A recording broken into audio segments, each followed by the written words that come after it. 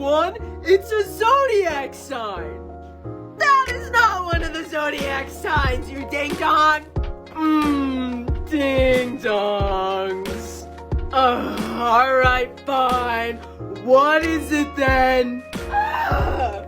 I'm glad you asked.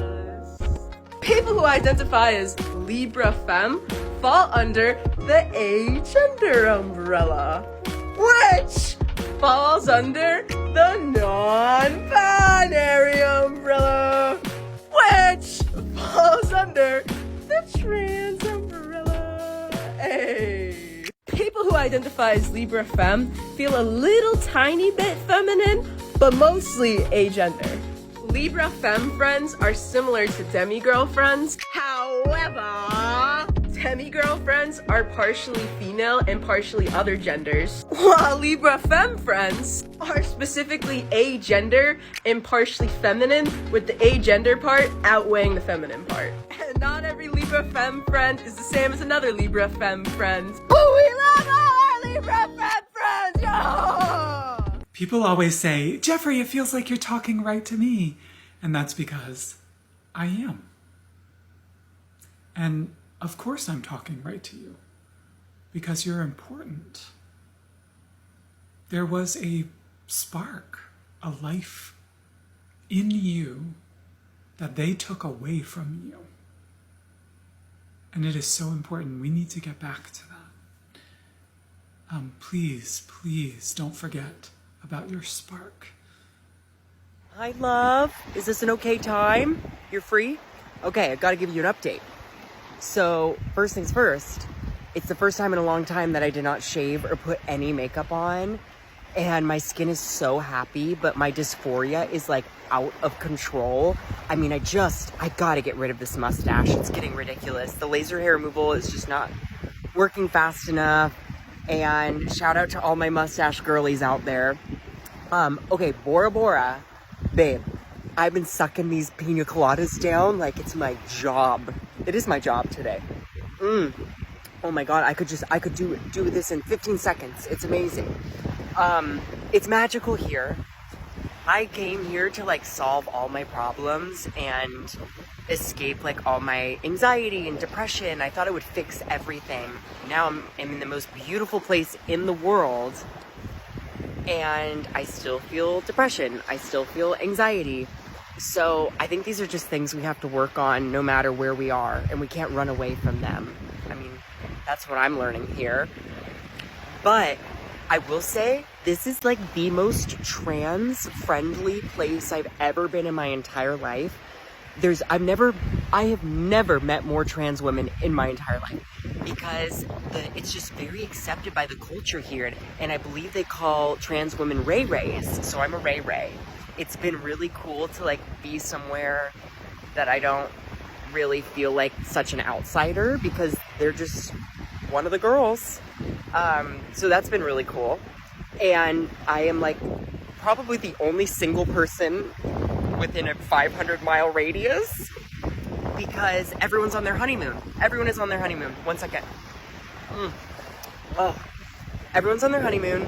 And if you're a single and you're looking to kiss somebody, I don't think you should come here. I also have seen a few like sugar baby, sugar daddy situations going on. So if you suspect your husband is cheating, check Bora Bora. He might be here. I just am so grateful for this time to like not have to be on and not have to like be this person, you know? I'm excited to get back. I've got surgery on December 16th. And hopefully we'll get to rest after that too. And I love you. How are you? What's going on? Tell me everything. Okay. I love you. All right. Bye. Oh, wait. One more sip. On an island in the sun, I've been staring at the edge of the water long as I can remember. Okay, love you. Bye. This pink circle represents everyone in the world who was born with the body parts that I was born with. You know, like one of these? And this blue circle represents everyone in the world who identifies as a man. Now, when you make a Venn diagram from these circles, they overlap, but not entirely. This is because the parts you're born with don't actually determine your gender. They only suggest what your gender is most likely going to be. It works a lot like attraction between men and women. Most men are attracted to women, most men. But some men are attracted to other men. With the same kind of thinking, people who are born with the body parts that I was born with are usually men. They're most likely going to be men, but not always. Sometimes they're women. The problem here is that when babies are born, we assign them a gender based on their body parts, and that's really just an educated guess. In a perfect world, we'd hold off assigning kids a gender until they're old enough to tell us themselves. That way, no one has to pretend to be someone they're not. Hi. API month, Mother Varuti here. As someone who is originally from Thailand, one thing that I struggle with is whenever I go back to my country and I talk to my aunties, a lot of them think that I am trans female, even though I'm non-binary. They'll be like, Varut, why don't you just get the surgery? I'm like, cause I don't want to. They're like, come on, Varut. Everyone's doing it. Yeah, but not me. Thank you, bye. Unexpectedly transforming experience at the doctor yesterday, and I'm still like, wow, if only everything could be this good. So I had a gynecologist appointment, and obviously not every person or not every trans person goes to the gynecologist, but I have anatomy that makes it important that I do. And I wasn't really expecting much, but then the doctor asked for my name and my pronouns, and I said Zoe, and you can use they, them pronouns for me. She asked me what I would like my different body parts to be referred to as, so I told her, and then she used those words. And as we were talking, she said, you know, there are options for gynecology exams to help reduce dysphoria, specifically for trans people, non-binary people, or anyone else who would feel comforted by these options.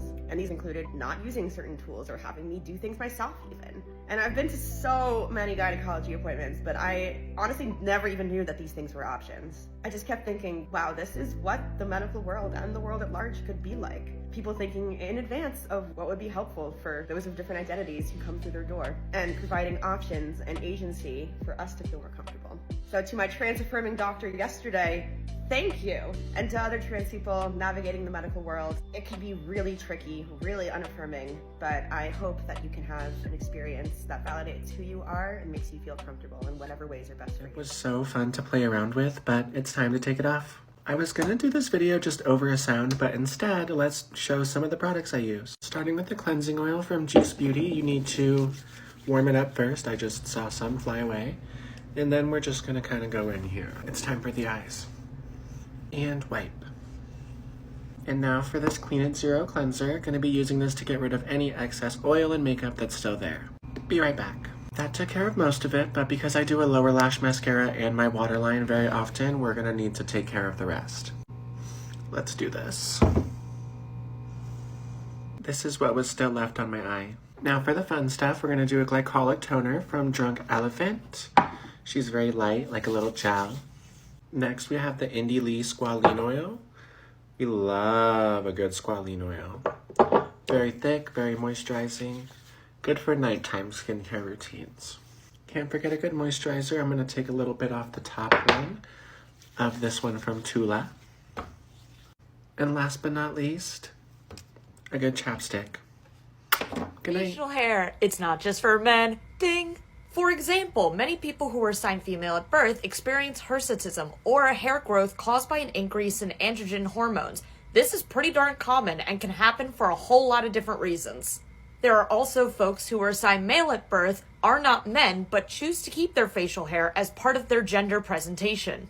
Facial hair is wonderful, and it does not define someone's gender, so if you love yours, Rock it! You're a queer youth struggling to fit in at school or find community. I'm gonna need you to stop scrolling for just a minute because this message is for you. In high school, I had an incredibly hard time making friends. Not only was I one of the only out queer people in my high school, I was also one of the only people of color. So to say trying to fit in was difficult is an understatement. But what I've learned coming into my queer adult life is trying to fit in just isn't worth it. I promise you, there are other people out there just like you, and although it may not seem like it right now, as you get older and you're able to find your own freedom, get out of school, go out to clubs, meet awesome, cool queer people, I promise you, there is community out there for you. The freedom and joy you will experience in your queer adult life makes it worth it having to push through high school, even if it seems impossible right now. Don't feel the need to try and fit in with people who don't accept you for you. Keep being 100% yourself, and I promise you, it gets better.